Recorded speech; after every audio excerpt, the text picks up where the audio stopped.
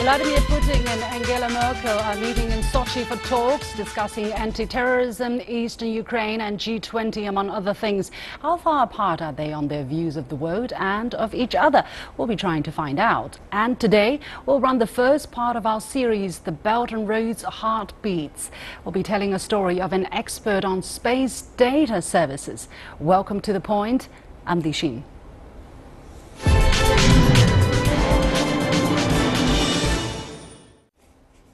Russian President Vladimir Putin and German Chancellor Angela Merkel are meeting the press now after holding talks in Sochi.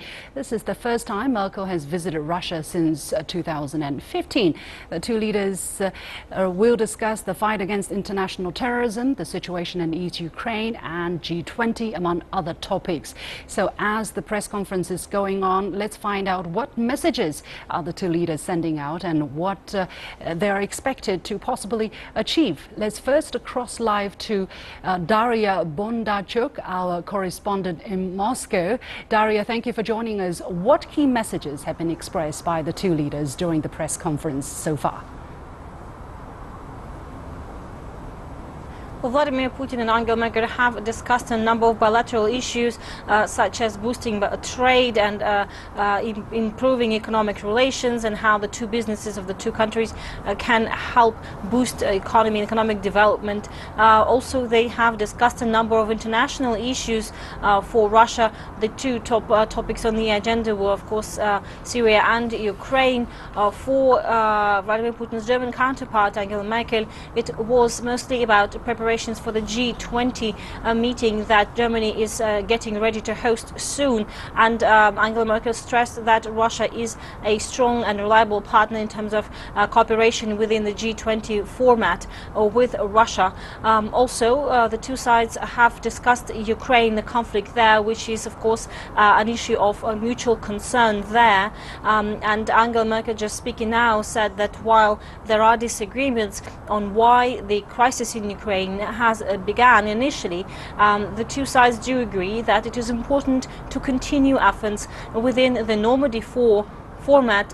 It's a group uniting Russia, Ukraine, Germany and France, aimed at resolving the Ukrainian crisis and finding a political solution to the stalemate there, where fighting continues in eastern Ukraine and the rest of region of Donbass. Angela Merkel, the German Chancellor, said that it is important to continue the efforts and to seek a better implementation of the Minsk peace accords. And the two leaders have said that there are no basically alternatives to the Minsk peace accords that have been reached previously, and that there's no need for any different format, because the two sides have to come to realize that they have to implement these agreements as they were stipulated initially, and to start de-escalation, and that the Normandy 4 format is one of the most effective formats for this Ukrainian crisis resolution. Yeah, well, from the messages you have heard so far and the positions pronounced by both leaders so far, do you see anything new? Do you see anything different? And how do you look at the significance of their meeting this time from what they have said? Well, it has been generally expected that this meeting will not bring a breakthrough, but it is important that the German leader visited Russia and spoke eye to eye with her Russian counterpart Vladimir Putin, and that they got to discuss these important issues on international agenda, not only Ukraine but also Syria, fighting terrorism, and also the situation in Libya, which is of course of a great concern for Germany, as a lot of migrants traveling through Libya ending up in Europe are causing a lot of concern, not just for Germany but for the European Union and Germany's neighbors in the region. And there was, I guess, a discussion there. We haven't heard all the statements yet at this point, but this situation in Libya and the migrants, and how to stop that flow from migrants from not only Libya but also the African general North Africa to Europe, could be how that could be curbed, and the problem of immigration could be resolved or eased at least. And of course they will discuss, the two leaders said they will continue to discussing preparations for the G20 at a separate meeting that will follow this current press conference.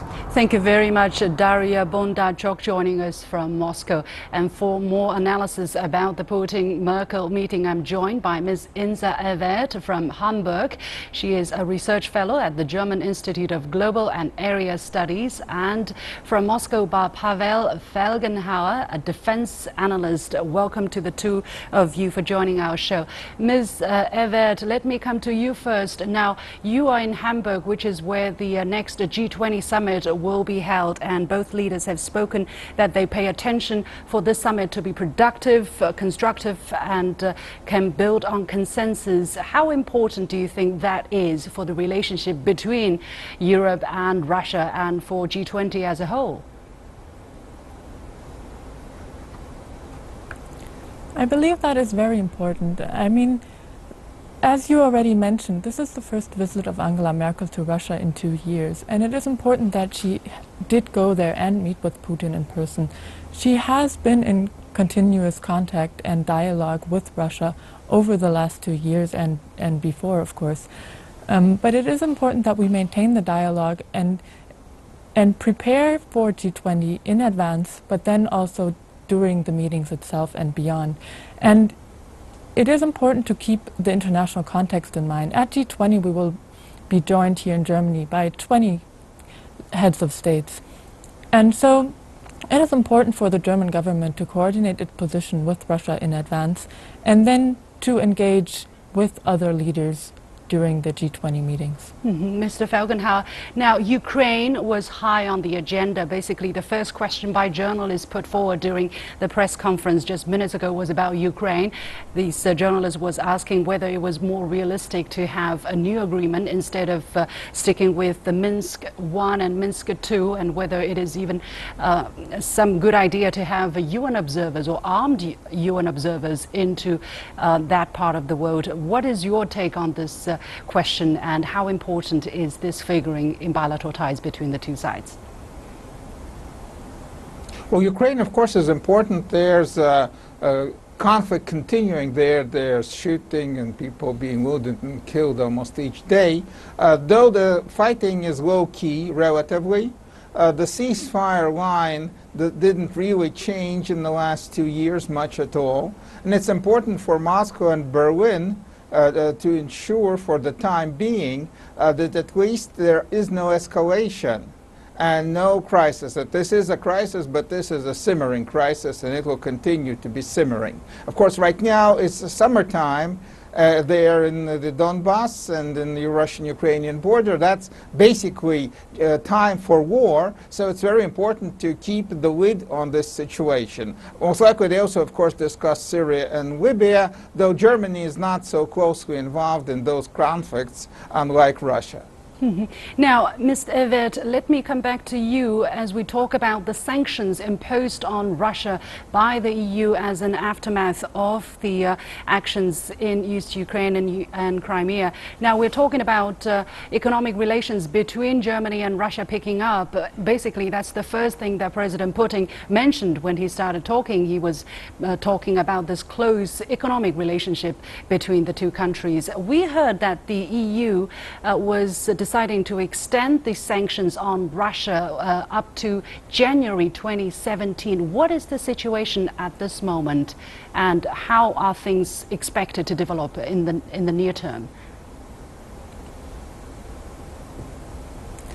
Well, I mean, for the German government, the position is very clear. Merkel has made very clear that the sanctions must stay in place until the Minsk agreement is actually implemented. And of course it is difficult to balance different positions between European partners and between political and business interests. And Germany has always had a strong business and economic relationship with Russia. Since 2013, economic trade volumes have been declining. But this has not only been due to the sanctions, but also due to the general situation of the Russian economy in general. And so for this year, the Russian economy is predicted to slightly grow again. And this will also have an impact on trade relations and on business relations in those sectors not affected by sanctions.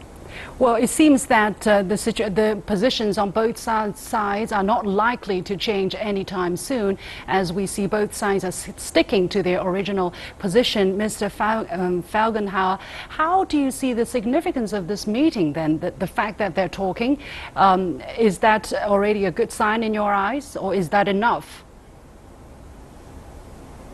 Well, talking, of course, is always better than not talking, though, of course, Russia and Germany do talk a lot, and there are other politicians in Moscow and especially in Berlin who are more friendly to the Russian point of view. And there is a very specific and very important issue on the table. That's the so-called Nord Stream 2 gas pipeline.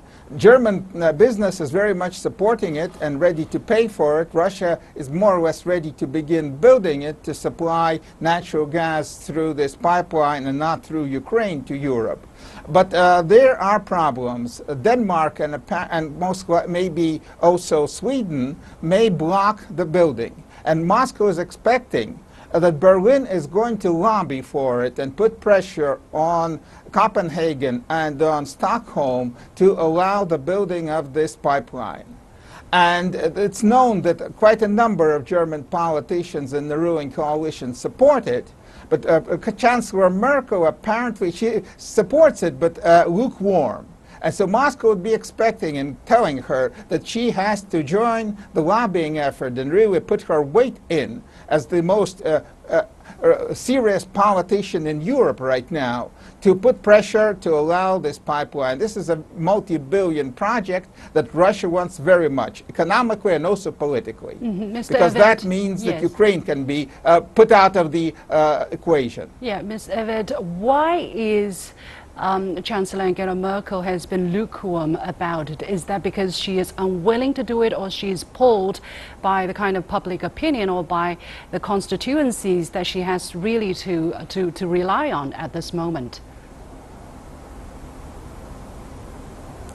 Well, I think both play a role. We have elections coming up in Germany this fall, and so I think she will be very worried about how to deal with this issue ahead of the elections. But it's also an issue of bringing European partners together and finding a constructive way to engage with European partners, not only on this issue, but also on other issues. So I think she has to take all these different aspects into account, and she will try to lobby, at least to a certain extent, and to find a compromise that bridges the different interests. The personal styles and the personal relationship between these two is kind of entertaining the international press. I don't know what is the talk in Germany. Are the German press also interested in the personal rapport between these two? Why is there so much talk about whether they connect or whether they don't? Well, I believe to a certain extent, it's because it is a bit of a contrast to what we have seen before. Former German Chancellor Gerhard Schröder is said to have a very close friendship with Vladimir Putin, and that is definitely not the case with Merkel. Merkel does not like Putin's macho approach, but she is very aware of the context, and she understands that Germany needs a close relationship with Russia. And so while they might not like each other, they certainly do respect each other. And therefore, the relationship between Germany and Russia has been very steady. Mr. Felgenhauer, what is your take on this fascination about this personal chemistry between these two? They both grew up in in an environment where we understand that the communism was the rule of the day, but she later switched to the other side, whereas Putin is always lamenting on the collapse of the former Soviet Union. How is that playing into their current relationship at this moment, and the relationship between these two countries at this moment? Well, of course, Vladimir Putin, during the Cold War Soviet times, served in GDR as a KGB agent, and Frau Merkel was there in the GDR. She grew up there. And she actually speaks some Russian because she was always interested in Russian. And I actually spoke Russian with her once when we met. How was her Russian? And Well, she understands and she can speak a bit, and so she went, after speaking to me, she went to a Russian radio station that I know very well, Echo Moskwy, and there she also spoke some Russian. So yes, she can do it. And, but there's very bad personal relationship between them. That's also very well known. Moscow would very much want her replaced as Chancellor, because there are many German politicians that would be very more glad to be closer to Putin. But apparently we're stuck with Merkel for the time being, and most likely she'll survive the election, and that means Russia will have to deal with her, though maybe she's not that much liked. Well, thank you very much. We have to leave it there. Ms. Inza Evet in Hamburg and Pavel Fagenhauer in Moscow. And here is my take of this subject. Now, this is the first time that the two leaders have met in the past 2 years, and it is unlikely, as we heard, there will be any breakthroughs from this meeting. As so often happens in politics, it is the personal chemistry that is established early on in the game that drives so much of what follows on.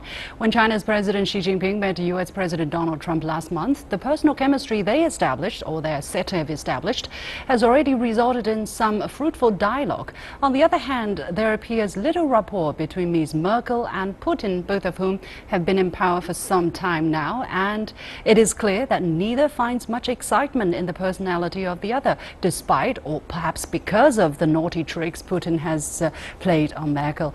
At the end of the day, Germany and Russia are neighbors and are both powerful in their own right. As both leaders continue to hold a strong grip on power, it is likely this intriguing personal relationship is going to continue for some time to come. My name is Ni Jinsheng. I'm the researcher of a remote sensing territory. My work is on the technical support for Belt and Road Initiative project like a necklace. The necklace connection all the countries, certainly every country, like a pearl. Make all the pearls together into a beautiful necklace. Our technical support from spatial information makes the necklace becoming more beautiful. Welcome to the point with Liu Xin.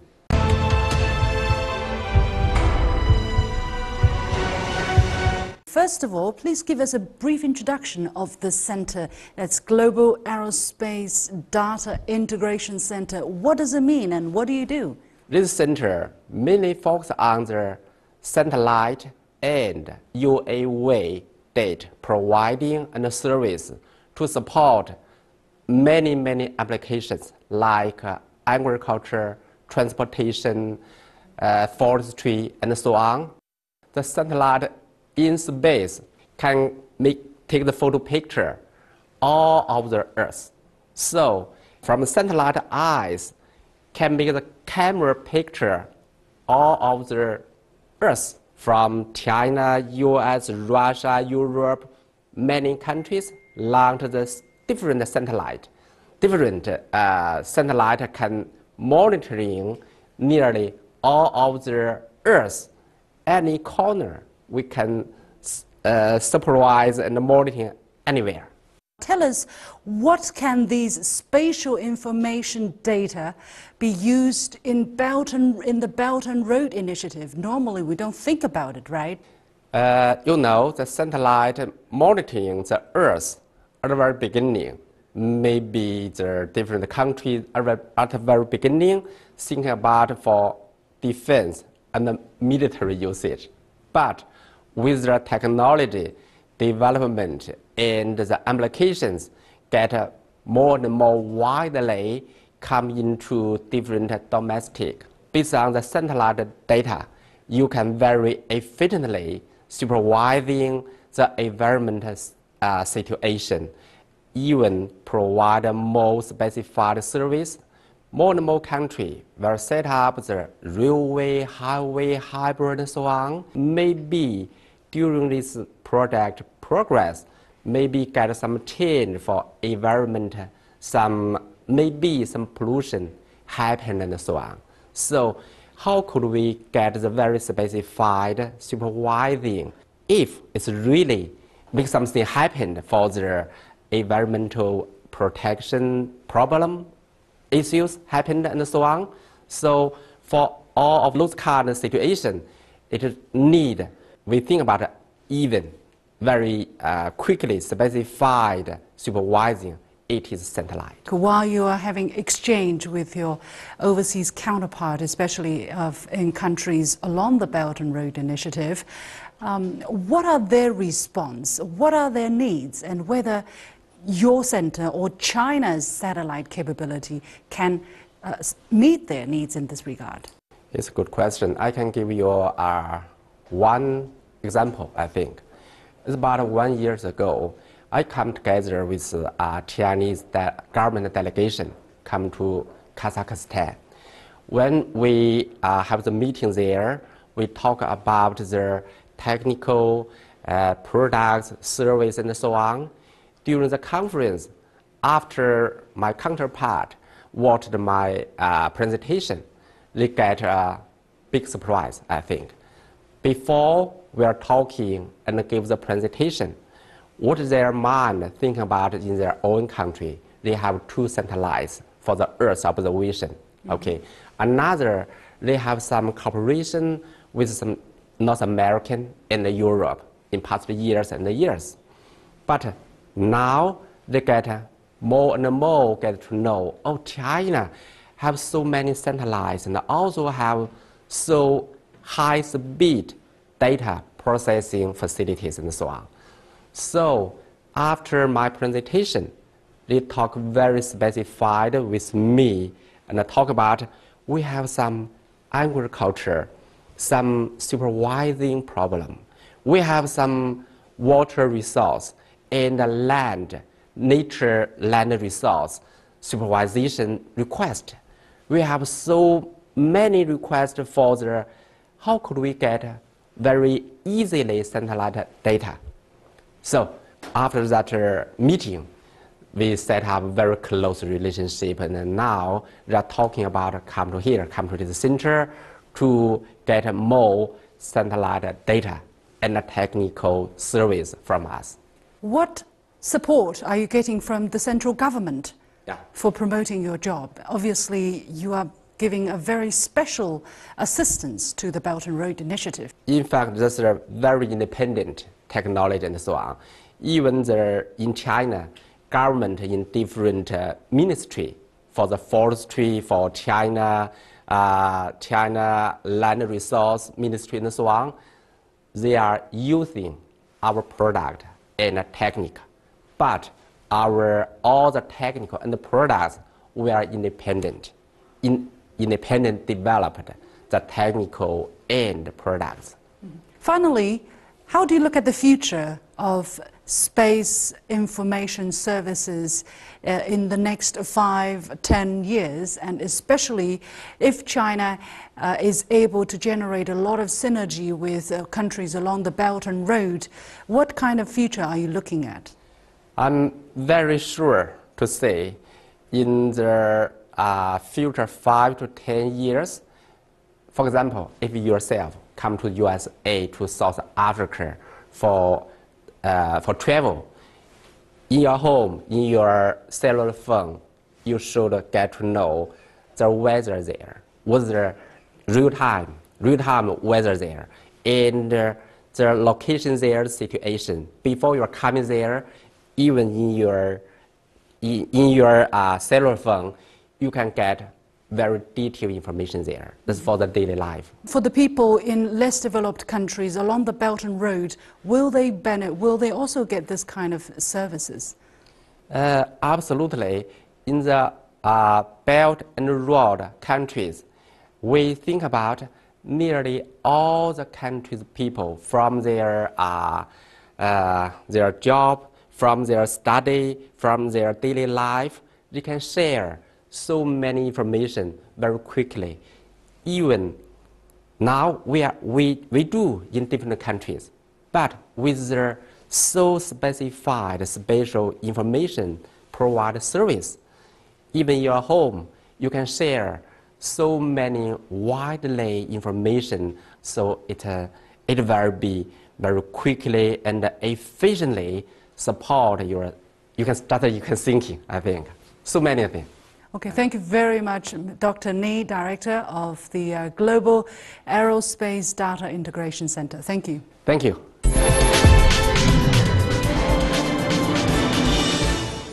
My name is Bayan Kunirbayev. Bayan Konyebayev is from Kazakhstan. He joined the healthcare industry in 2014 and sees it as a major sector that can benefit from the Belt and Road. But what exactly will the Belt and Road offer to the healthcare industry in Central Asia? Join me tomorrow to find out on The Point in our special series, The Belt and Road's Heartbeats. And that's all for this edition of The Point. Follow me on Facebook and Twitter using the handle The Point with LX. Download the CGTN Live application to watch our show on your mobile devices. For previous shows, go to the CGTN channel of YouTube, click on the playlist and look for The Point with Li Xin. Thank you for watching. I'll see you tomorrow at the same time.